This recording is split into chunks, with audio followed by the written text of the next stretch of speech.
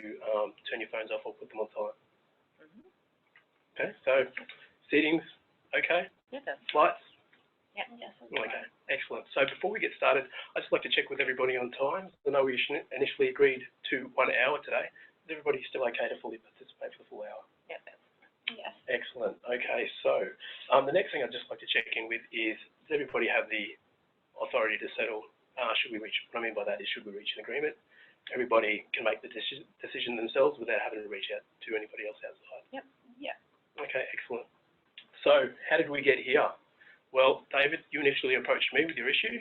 We discussed it. I sent you out some information in regards to the mediation. Mr. Eastwood, I did the same with you. I can say that outside of this matter, I've had no prior association with either of you. And the contact that I have had with both of you has been about the same. Are there any questions in regards to that? No. No. Okay, so about me. I'm a second-year law student at CQU. I'm an accredited mediator. I have about 5 years' experience in mediations, mainly in family law matters. But enough about me. Let's talk a little bit about mediation. So if I could begin by saying that mediation is a voluntary process. Now, I understand that you've both made the effort to attend here yourselves, so I'd like to congratulate you both on that. So mediation is an opportunity for people encountering issues to come together and make the decisions themselves. Now, my role as a mediator is not to make the decisions for you. It's not to tell you what decisions to make. My role as a mediator is essentially to facilitate or assist you both in making your own decision making. So if I could just make that very clear, I'm an impartial party. I will not take sides. If at any time you feel as though I am not being impartial, just say so. So mediation is conducted confidentially. So this means, so far as the law allows, I will not disclose anything that was said here today. And this also goes through the private sessions. I will be taking brief notes, but these will be destroyed at the conclusion of our session today.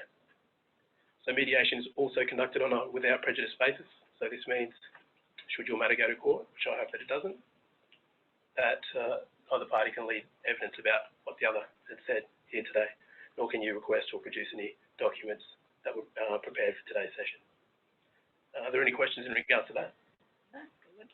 Okay, so the fun bit, the plus side of being mediation being conducted in confidence and on a without prejudice basis is that there is an opportunity for parties to make offers, to make concessions, to wheel and deal, and to fully explore all options in the time allocated without any fear of it being used against them at a later point in time. Because what happens in mediation stays in mediation. So I encourage you both to fully explore all options, to make concessions, and to have a good, robust discussion about this. And I'm sure that if you do, good things will happen. So now, the procedure will follow shortly in this mediation, is that I'll ask each of you to make a main statement about your main concerns. Just make this brief. We'll have more time to go into more detail as the mediation builds. But once you've done so, I'll just check in to see if I understand your statements correctly. Also seek to uncover any issues that may already be in agreement between the parties, and also areas which may need a bit more of an agreement or a bit more the decision making around the process. I'll write these issues on the whiteboard beside us, and this will be our big lifestyle agenda for us to work through, or for you both to work through, I should say. Okay. So, normal part of mediation, which I may have flagged earlier, is private sessions. These are just opportunities for the mediator and myself to meet with either party one-on-one in a private setting. It's an opportunity for the private party to disclose anything or raise an issue which they may not wish to disclose in front of the other party. Look, I could call a private session if I feel an impasse is reached, or I could even call one when when I feel the majority of issues are already agreed upon. There's no fixed rule, so also either party is also free to request a private session at any particular time, at any reasonable time during the mediation. So, and lastly, I'd just like to add that the private sessions, the rules of confidentiality also extend to the private sessions. So I will not disclose anything to the outside party unless I was specifically requested to do so by the private party. Now, mediation, just like any conversation, works best when one party speaks and the other people listen. So if you do feel like saying something when one of the parties is saying something, please use the pens and the paper provided to write your notes, write your thoughts so you don't forget them when it's your turn to speak, and I'm sure it will be repaid in kind. Now, lastly, I'll just ask that no party would denigrate another in the mediation too. So in regard to the outcome today, a written agreement formed in mediation is not necessarily legally binding. If you would like it to be legally binding, both will have to state that you do wish to make it legally binding, and it will have to go through the courts and become a consent order or something of that nature. Now, before we begin, are there any questions that any of you may have in regards to how it may help us today? No. Okay, excellent. Okay, so I'm mindful of keeping it very equal between the parties. So I'll allocate 2 minutes each for either party to make their initial statements, and then we will get on to the joint session where we can fully discuss the issues at hand. So, David, since you initiated the mediation, I'll ask that you go first, and directly after, I will ask Mr. Eastwood if you could go second. Is that fine with you, Mr. Eastwood, that I've asked you to go? Yeah, that's fine. David, is that okay that I've asked you to? Okay. Okay, so, David, when you're ready, thank you.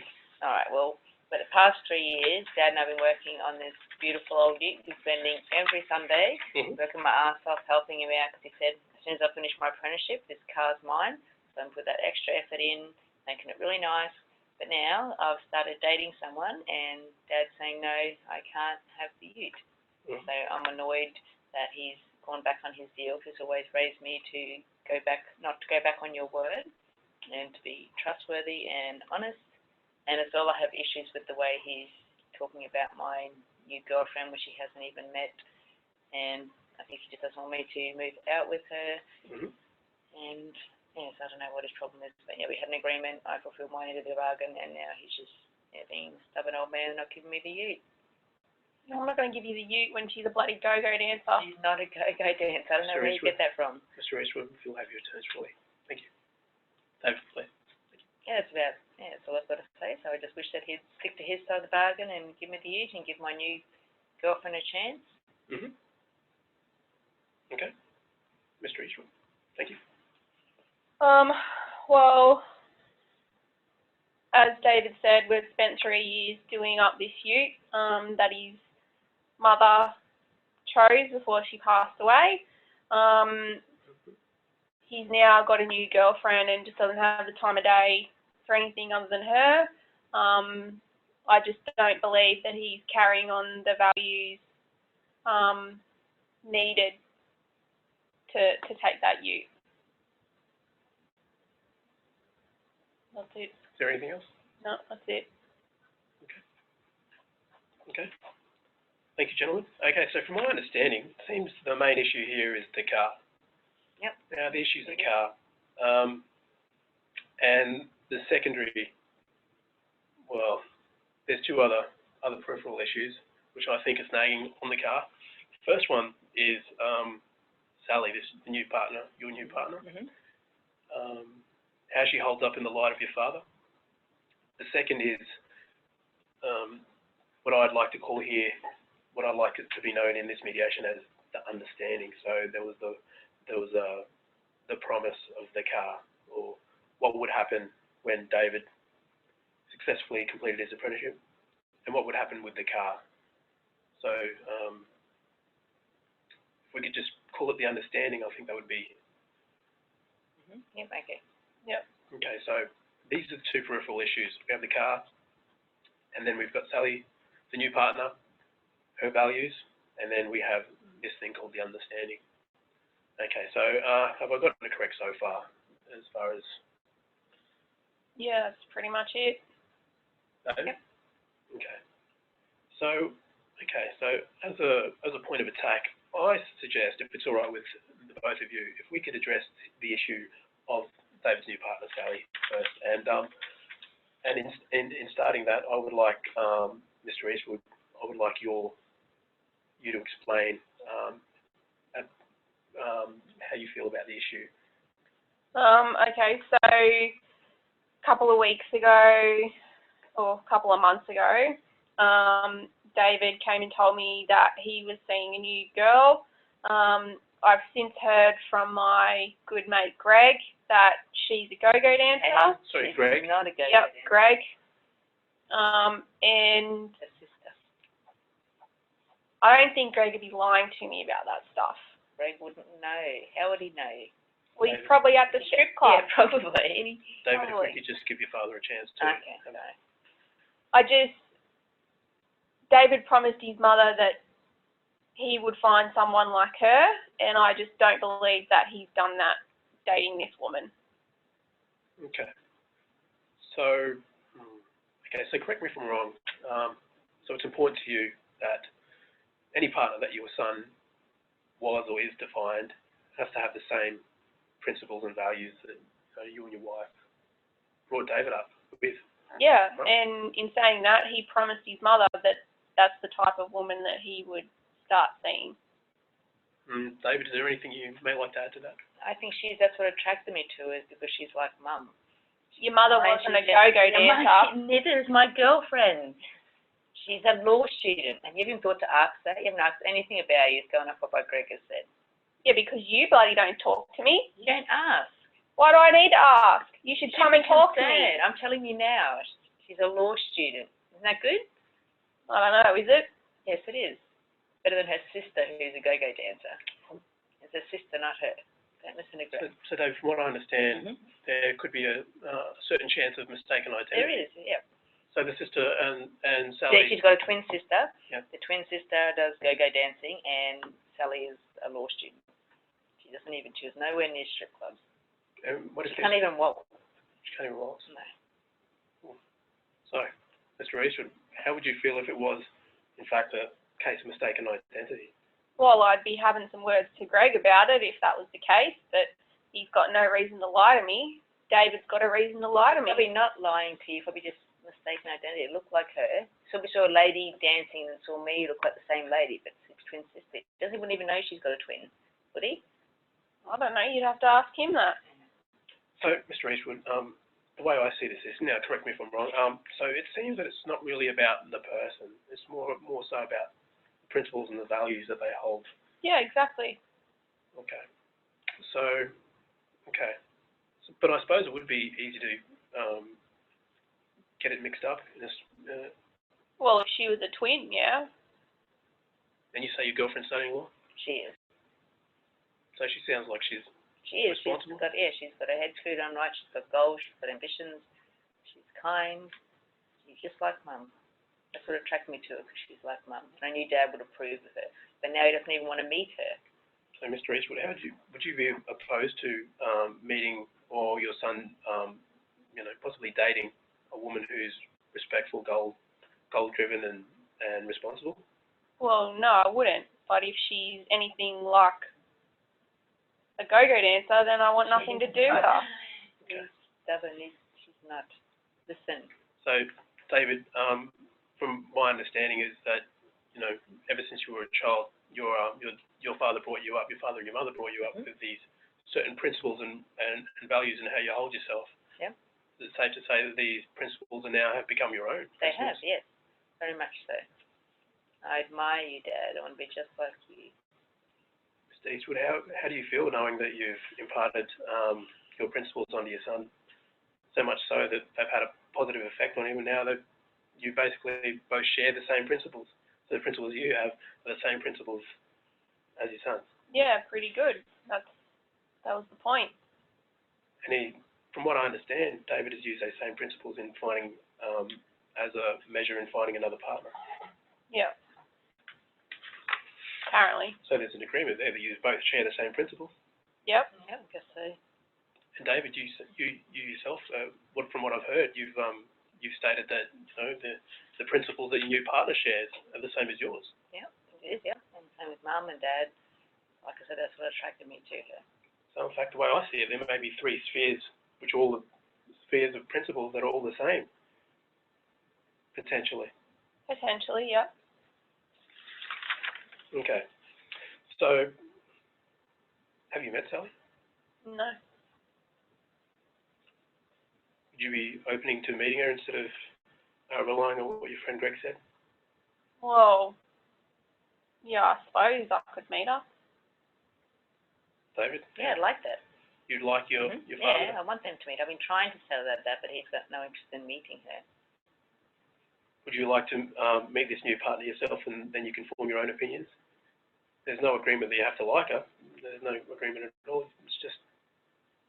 Yeah, that'd be alright. Just as long as it didn't move any further than just a meeting and I didn't have to commit to liking her, I'd be alright with that. Oh no, we're not going to ask you to agree to like her. So, is there any chance that we could possibly, in the near future, that we could possibly... Yeah, like that one. Any Sunday afternoon or Sunday evening for dinner or something? Yeah, well, don't have anything to do now that the youth's finished on Sunday. Sure. So, I heard you say Sunday dinner. Yep.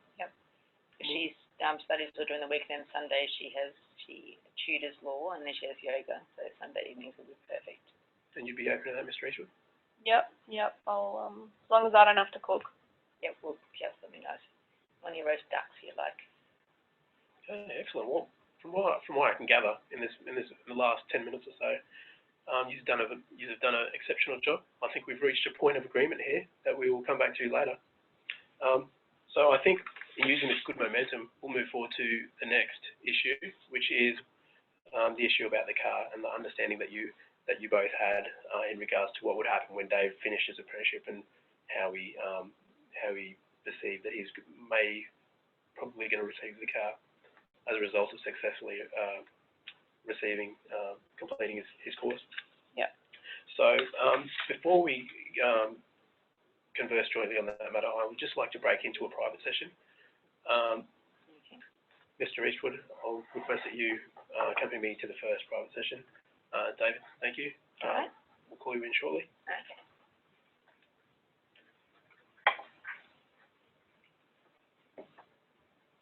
Now, Mr. Eastwood, I'll just have to remind you that the rules of confidentiality also apply to the private sessions. So anything disclosed in here, I won't say to David unless you specifically request me to do so. Okay? Yeah. Okay. So, Mr. Eastwood, you're a no-nonsense kind of fellow. Yep. Yeah. So I'm not going to waste your time. Listen, tell me how do you see the rest of this session, this mediation, and the rest of the days playing out if you and your son don't reach an agreement in regards to this issue of the understanding? Well, realistically, like if nothing happens, then he's just not getting the car. Not at all. Not at all. And if he didn't get the car, what do you think might happen? Well, he'd probably stop talking to me. Stop talking to you? Would he take you to court? Probably not. Probably. I don't really know. He could. He could. And if he takes you to court over the car, what happens? You may keep the car, you may lose the car. Yep, but he will definitely be done. There'll be no relationship there. Well, that's unfortunate.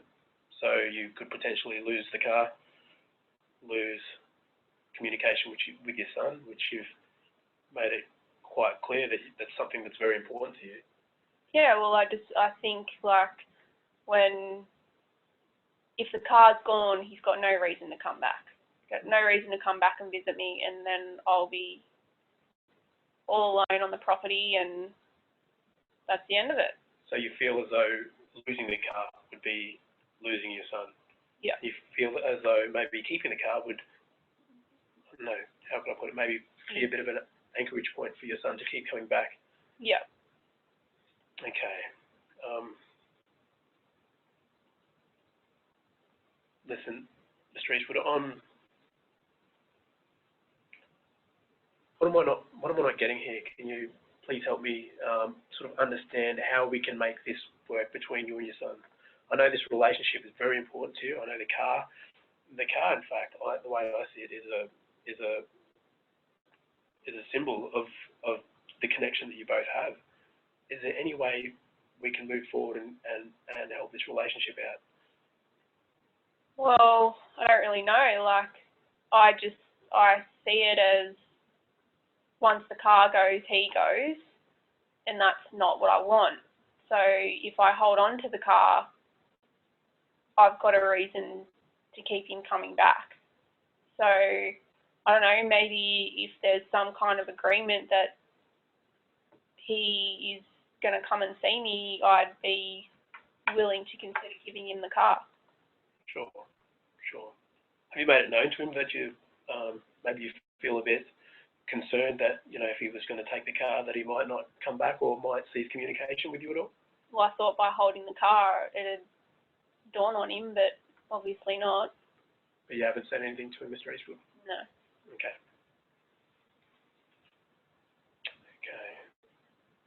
How could we generate some options where we could make it known to David that it's still important to you to keep communication, and that in fact he could still keep communication and possibly get the car as well?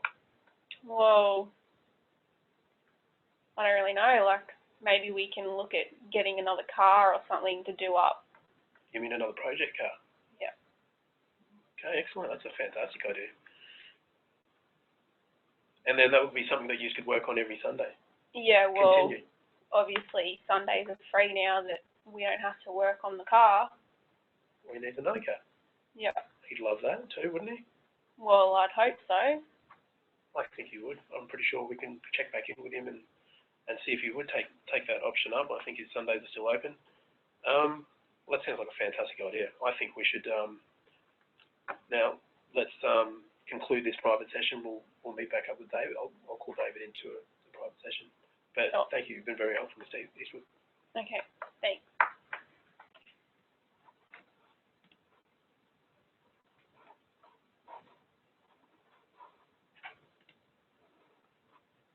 You're like a news reporter.